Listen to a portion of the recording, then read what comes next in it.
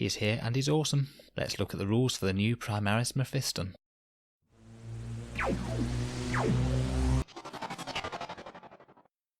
Hello and welcome back to Auspex Tactics, the strategy-focused 40k channel, where we try and look at the ways to get the best out of our miniatures on the battlefield.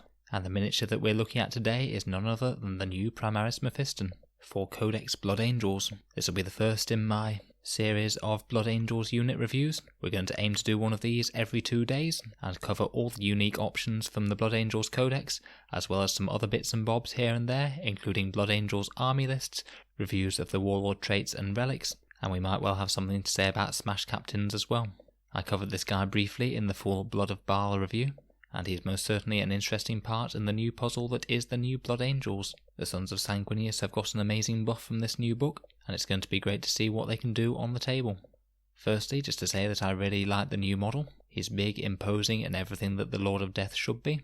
His old model, while incredibly iconic and it's held up to the test of time well, is honestly just looking a little bit small and a bit simple for a Marine of his stature and significance. And I'm glad that Games Workshop have decided to update the Lord of Death and to do so well.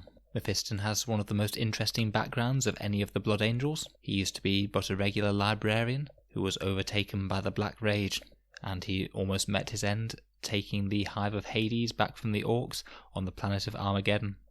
There he was crushed under a mound of debris, unable to free himself, and he lay entombed with nothing but himself and the cursed visions that the Black Rage brings. Through a feat of incredible willpower, Mephiston managed to cast off the Black Rage, the only Blood Angel to ever have done so, and rose at midnight from his rocky tomb, a full 7 days after he was trapped. A band of marauding orcs came upon him, and though he was mangled and weaponless, his new mastery allowed him to achieve strength and speed that few Space Marines can match, and the orcs were unable to best him in close combat, falling one by one to the unarmed Space Marine.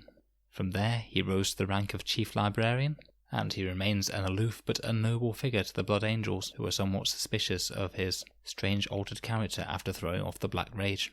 I honestly think that it's one of the most interesting backstories of the Space Marine heroes, and his rules certainly reflect the immense strength that he has in the background. So let's take a look at the new rules now he's ascended to Primaris hood. So Chief Librarian Mephiston is a HQ choice for Codex Blood Angels. He'll cost you 145 points, and he has a very impressive stat line. He has movement of 7, weapon skill 2 up, ballistic skill 2 up, strength 5, toughness 5, 6 wounds, 5 attacks, leadership 9, and a 2 up save. He's basically gained an extra wound and attack by crossing the Rubicon Primaris, and let's face it, his profile before was pretty beast. He's one of the only walking Space Marines to move faster than 6 inches. Strength 5 and toughness 5 is also incredibly unusual for a Space Marine, and he's very hard to kill with his 2-up save, which is further augmented by his Lord of Death rule, which allows him to shrug off any failed saves on a 5+, so a 5+ feel no pain type rule. It is a bit unfortunate that he doesn't have an invulnerable save, as lots of scary close combat weapons have high AP, but it's likely that he'll get at least some save due to his 2-up armour. He's armed with Primaris, his relic Force Sword, a plasma pistol, and frag and crack grenades. Firstly, never overcharge his plasma pistol, you'll risk slaying him outright, and even if you have reroll 1s, you are not being very sensible by giving yourself a 1 in 36 chance of killing your own Chief Librarian. Just fire it on normal mode. 99% of the time you'd be better off not taking that low risk of killing your own very powerful model. Primaris is a Force Sword with an immensely good profile. It's strength ×2, AP -3, and damage D3. So he'll be hitting at strength 10. When he charges, he'll have the Blood Angels Red Thirst special rule, so he'll be wounding everything in the game pretty much on 2s. This means that he's going to be absolutely adept at carving through enemy heavies such as Lehman Russes, as his sword just doesn't care at all about high toughness. It is a bit of a shame that he's only flat damage D3, but he does get a decent amount of attacks. With Shock Assault he'll have 6, and you could always give him either Quickening, ± Red Rampage to potentially give him up to 12 attacks, if all the stars align and you roll incredibly well. Of course, turn 3, that could be up to 13 attacks. Blood Angels just have a lot of ways to get extra attacks really, and for 3 CP they can fight twice. Coming back down to Earth though, let's assume that you only have 6 attacks. Perhaps you use his psychic powers to buff something else. and perhaps you don't fancy spending the command point on Red Rampage. If we also assume that he isn't quite in the Assault Doctrine yet, he'll do an average of 7 wounds to a Leman Russ in close combat, which is still monstrously strong. If you start to get any of the other buffs off, things are going to get very ugly for your opponent very quickly. His Angel of Death rule, as well as giving him Shock Assault, will allow him access to that Blood Angel's unique Assault Doctrine for getting Viteris up to AP 4 and giving him that extra attack on the first round of close combat. So that'll be 7 attacks base on the first round, turn 3 or later under normal circumstances. We've already mentioned Lord of Death, but 5+ Feel No Pains are very, very strong. Over the course of the game, it should add an additional 50% to his durability. Obviously it varies if you roll high or roll low, but on average you can assume he's going to take round about 9 wounds before he finally goes down. Because all of his wounds are extra hard to remove because of this rule, he's particularly well paired with an Apothecary, because if your opponent finally manages to stack some wounds through on him and then you just repair him back up to full strength, it's going to be very frustrating for them. He is of course also a Psyker. He has a Psychic Hood which will give you +1 to deny if the opponent tries to cast within 12 inches of him. He knows 3 powers from the Sanguinary discipline, and he can cast and deny 2 of them. So what are the best options to pick with him? My top pick for going with Mephiston would probably be the Wings of Sanguinius, particularly if you're not wanting to use it on a Librarian Dreadnought. Basically this is the tool that you'll be using to get him into close combat most of the time, because if he can move 7 inches and then also cast this to move an additional 12 inches and gain the fly keyword, then you can easily move 19 inches in your turn and potentially charge after that, and what's more, he can re-roll the charge. So your average threat range is going to be something around 28 inches with that re-rollable charge. So basically he can go where he wants and position himself optimally. This is a big power and it could obviously be a big pain if you have it denied, so it can make positioning Mephiston a little bit tricky, particularly if your opponent has Psykers of their own. The next 2 that I'll be looking at will be Quickening and Unleash Rage. Quickening is excellent if you're just wanting to add more combat proficiency to Mephiston. He gets an additional +3 to his charge roll and an extra D3 attacks when he makes it. So if the stars do align and you get both Quickening and Wings of Sanguinius off, that'll put his average threat range up to over 30 inches. Very nice indeed. This one does have Warp Charge 7 though, so it's not quite as guaranteed a cast as Wings is. Next we have Unleash Rage. This one's Warp Charge 6, and this could be used to either buff Mephiston himself, or more helpfully, buff a big unit that he's next to.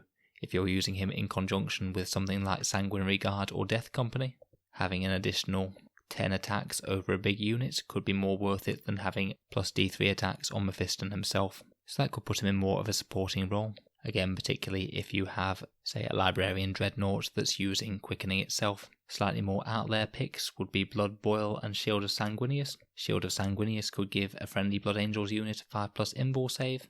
Maybe potentially worth it if you might want to keep a unit of Death Company Intercessors or Death Company Veterans more protected, but a 5+ invul might not make any difference as to whether they do kick the bucket or not. Finally, Blood Boil is a decent little attack that's particularly good against low toughness enemies, so could be a superior smite in some situations, but for the most part I'd probably just stick with smite and the other 3 powers. Could be an alternative though if you are having other Psykers use the other powers in place of Mephiston. So overall, Mephiston is a really potent little force on the battlefield. He's got a stat line that few other Space Marines can hope to match, a massively decent close combat weapon, and access to all of the crazy character buffs that Blood Angels can use, and access to great psychic buffs for combat prowess and mobility. He's probably best used as part of an advancing Blood Angels force, jumping around the place, murdering hard targets, and potentially buffing units. But talking of buffs, let's have a look at other ways that we can use to buff him. Firstly, his Warlord trait, should he choose to be your Warlord, is Speed of the Primarch, so that means that he fights first even if he didn't charge. I'm not the biggest fan of this one compared with some of the other BA traits. It only comes up fairly situationally, as he'll often be charging, and often the enemy will be falling back from you if you have charged. To be honest, I probably wouldn't make Mephiston your Warlord. In terms of character support, we've already mentioned that he could potentially be paired with an Apothecary, though this might limit his mobility a bit if he is thinking about jumping around with wings. Of course, he will get decent damage increase bonuses from captains, lieutenants and chaplains, and the Sanguinor could be around next to him to give him an extra attack as well. There are a few stratagems that could be particularly useful to him. The biggest in my opinion being Red Rampage, which is just 1 command point to add D3 attacks to a Blood Angel's character on the turn that they charged for that fight phase. An extra 2 attacks is certainly not going to harm Mephiston at all, so it could be worth it if you're absolutely trying to kill the targets that he is charging. Honor the Chapter for 3 command points could well be worth it if it's the difference between killing a priority target and not, and it can be potentially combined with Red Rampage, so you're doing his average of 8 attacks twice, or if you combine it with Red Rampage and Quickening, that could be 20 attacks. There isn't much that isn't going to be dead to that. We also have Only in Death Does Duty End, which is another good one to get more attacks out of him in close combat, namely when he dies. That's a fairly efficient use. 2 command points for 6 or more Mephiston attacks is generally going to do a decent amount of damage to your enemy. He also can do Empiric Channeling as a Blood Angel Psyker, but he needs to be next to 2 other Blood Angel Psykers, and I honestly don't think it's that worth it because you don't really want to be taking 3 Blood Angel Psykers because there's only so many good powers on the Sanguinary discipline to go around. So how would I use Mephiston on the battlefield? Firstly, my picks for his psychic powers will be Wings of Sanguinius, Quickening, and Unleash Rage in absence of any other Psykers or Librarian Dreadnoughts needing them in my army. On the battlefield, Mephiston is a very flexible unit, and that speed could make him an excellent accompaniment to Blood Angel's units moving up the battlefield. There are very few units in the game that can have an average threat range of 30 or more inches, although of course that does rely on his psychic powers going off. I'd deploy him in the midst of your army, somewhere where he's not going to get shot or sniped first turn, maybe out of line of sight if your enemy does have snipers. I pay attention in the movement phase, making sure that if it's possible, you don't put him in a 24-inch bubble for denials. With that massive movement, there isn't really any reason to.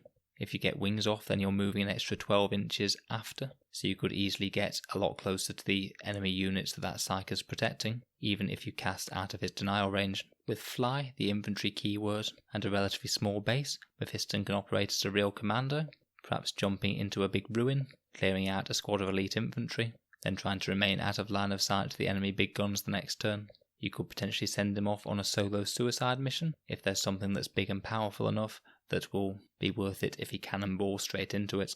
With Wings giving him the Fly keyword, he could easily hop over a whole bunch of screens to engage some enemy tanks, for example, and if he is going out in a blaze of glory, you could well think about using Red Rampage and either decide to fight him again or fight him when he dies to inflict the maximum amount of pain on your opponent. Certainly don't forget the option of Smite if it would be more useful than giving him Quickening. It's more likely to go off, and it doesn't require you to pass the successful charge roll to do its damage, so it might well be worth it in the scheme of things. Just try not to smite a unit that you were just about to charge and then make your charge roll a lot longer, because he really does want to be making close combat. He could also be well paired with incoming Blood Angel's Deep Strike units. Death Company, Sanguinary Guard, Vanguard Vets and Terminators are all people who would absolutely love to have Unleash Rage cast upon them, and then you could potentially hit them with both Mephiston and that big scary unit of incoming Blood Angels, and hopefully cause some carnage. Mephiston is reasonably tough for his points, with a toughness of 5, that 2-up save, and the 5+ feel no pain, but if you expose him to heavy weapons fire, particularly things like las cannons, or anything else that's good at anti-tank, he is going to die. Try and keep him out of line of sight where possible, and certainly try and keep him with a toe in cover, so at least he'll have +1 to those saves. Hopefully that way you'll keep your Lord of Death, not experiencing too much death personally, for as long as possible. Overall, I think that Mephiston is a highly effective character for Blood Angels. That enormous movement and decent melee profile give you options that are rarely seen in 40k. I feel like if you were playing chess, then he'd be the queen, an important piece that you really don't want to lose, but is capable of making some really powerful plays, and if used intelligently, could potentially swing an entire game. Please let me know your thoughts on Mephiston down in the comments below. I know he hasn't necessarily had the most interesting transition to Primaris form compared with some, but I think that this is balanced out by the fact that his rules are pretty damn interesting anyway. I'm very tempted to pick up his new model, though I need to try and remember all the painting projects I already have going on at the moment. Thanks very much for listening to another Auspex Tactics video. Please subscribe if you'd like to see more content like this. There's going to be a lot of Blood Angel stuff on the way. And to support me on Patreon if you'd like to support more content going into the future. I look forward to seeing you guys in the next video.